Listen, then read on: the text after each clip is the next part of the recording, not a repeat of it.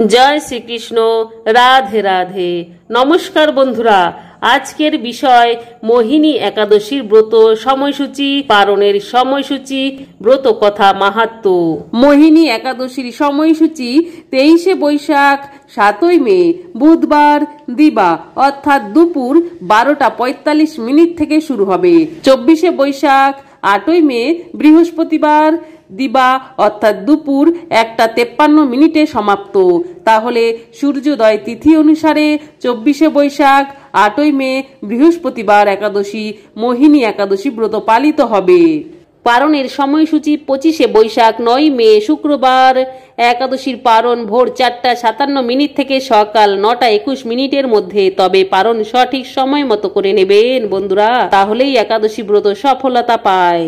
সকল একাদশী ভগবান শ্রী বিষ্ণুর নামে সমর্পিত, তাই একাদশী ব্রত করুন বা নাই করুন, এই শুক্লপক্ষের বৈশাখ মাসের একাদশী মোহিনী একাদশী, এই একাদশীতে অবশ্যই শ্রী বিষ্ণুর নামে একটি ঘিয়ের প্রদীপ প্রজ্বলন করে দেবেন, তাহলে ভগবান শ্রী বিষ্ণু অতি প্রসন্ন হবে, আপনার উপর হয়তো কৃপা বর্ষিত করবে। মোহিনী একাদশীর ব্রত কথা মাহাত্ম্য। কুর্ম পুরাণে বৈশাখ শুক্লপক্ষের মোহিনী একাদশীর ব্রত মাহাত্ম্য বর্ণনা করা হয়েছে। মহারাজ যুধিষ্ঠির বললেন, হে জনার্দন, বৈশাখ শুক্লপক্ষিয়া একাদশীর কি নাম, কি ফল, কি বিধি, এ সকল কথা আমার নিকট বর্ণনা করুন। উত্তরে ভগবান শ্রীকৃষ্ণ বললেন, হে ধর্মপুত্র, আপনি আমাকে যে প্রশ্ন করেছেন, পূর্বে শ্রীরামচন্দ্র ও বশিষ্ঠের কাছে এই একই প্রশ্ন করেছিলেন। তিনি জিজ্ঞাসা করেছিলেন, হে মুনিবর, আমি জনকনন্দিনী সীতার বিরহজনিত কারণে বহু দুঃখ পাচ্ছি, তাই একটি উত্তম ব্রতের কথা আমাকে বলুন, যার দ্বারা সর্ব পাপ ক্ষয় ও সর্ব দুঃখ বিনষ্ট হয়। এই কথা শুনে বশিষ্ঠ দেব বললেন, হে রামচন্দ্র, তুমি উত্তম প্রশ্ন করেছ। যদিও তোমার নাম গ্রহণেই মানুষ পবিত্র হয়ে থাকে, তবুও লোকের মঙ্গলের জন্য তোমার কাছে সর্বশ্রেষ্ঠ ও পরম পবিত্র একটি ব্রতের কথা বলছি। বৈশাখ মাসের শুক্লপক্ষিয়া একাদশী মোহিনী নামে প্রসিদ্ধা।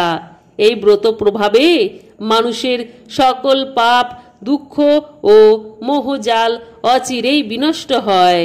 তাই মানুষের উচিত সকল পাপ ক্ষয়কারী ও সর্বদুঃখ বিনাশী এই একাদশী ব্রত পালন করা। একাগ্রচিত্তে তার মহিমা তুমি শ্রবণ করো।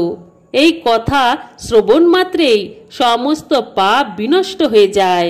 পবিত্র সরস্বতী নদীর তীরে ভদ্রাবতী নামে এক সুশোভনা নগরী ছিল।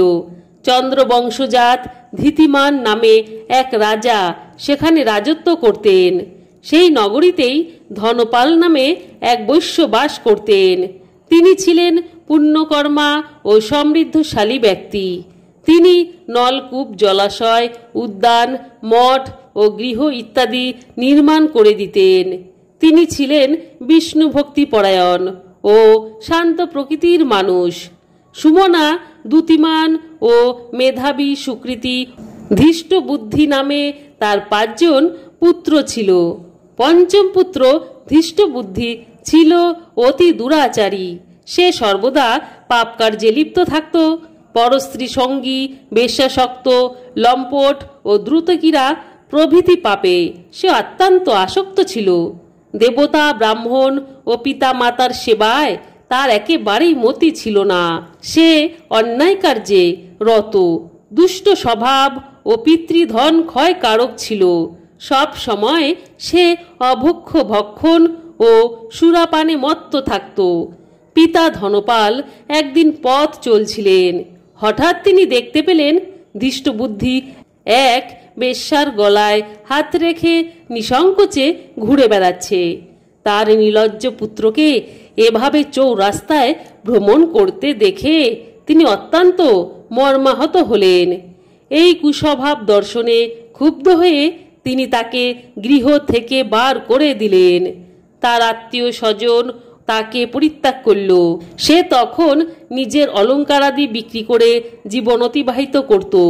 কিছুদিন এইভাবে চলার পর অর্থাভাব দেখা দিল। ধনহীন দেখে সেই বেশ্যাগণও তাকে পরিত্যাগ করল। অন্ন বস্ত্রহীন ধৃষ্টবুদ্ধি ক্ষুধা তৃষ্ণায় অত্যন্ত কাতর হয়ে পড়ল। অবশেষে নিজের গ্রামে সে চুরি করতে শুরু করল।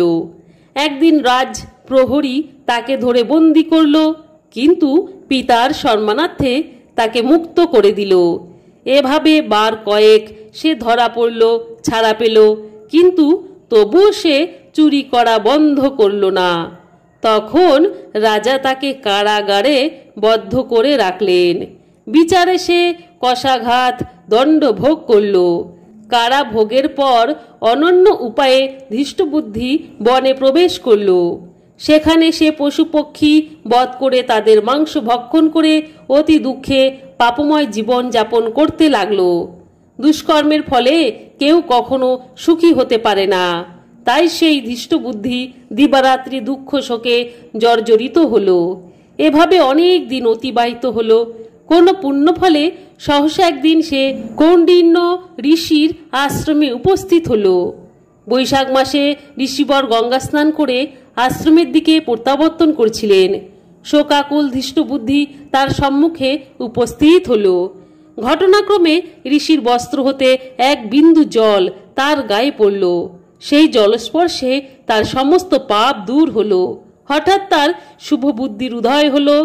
ঋষির সামনে সে কৃতাঞ্জলি পুটে প্রার্থনা করতে লাগলো, হে ঋষিশ্রেষ্ঠ, যে পুণ্য প্রভাবে আমি এই ভীষণ দুঃখ যন্ত্রণা থেকে মুক্তি লাভ করতে পারি তা কৃপা করে আমাকে বলুন।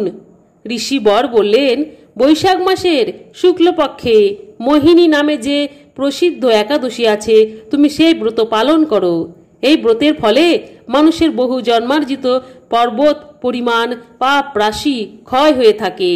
মহামুনি বৈশিষ্ট্য বললেন, কৌণ্ডিন্য ঋষির উপদেশ শ্রবণ করে প্রসন্ন চিত্তে ধৃষ্টবুদ্ধি সেই ব্রত পালন করল। হে মহারাজ রামচন্দ্র, এই ব্রত পালনে সে নিষ্পাপ হল, দিব্য দেহ লাভ করল। অবশেষে গরুড়ে আরোহণ করে সকল প্রকার উপদ্রবহীন বৈকুণ্ঠ ধামে গমন করল। হে রাজন, তিলকে মোহিনী ব্রত থেকে আর শ্রেষ্ঠ ব্রত নেই।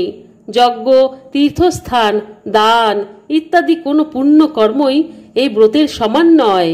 এই ব্রত কথার শ্রবণ কীর্তনে সহস্র গ্রহ দানের ফল লাভ হয়। তাহলে বন্ধুরা, ভিডিওটি এখানেই সমাপ্ত। মোহিনী একাদশীর ব্রত কথা। সকলেই ভালো থাকবেন, সুস্থ থাকবেন। কমেন্টে অবশ্যই জয় শ্রী বিষ্ণু লিখতে মনে রাখবেন।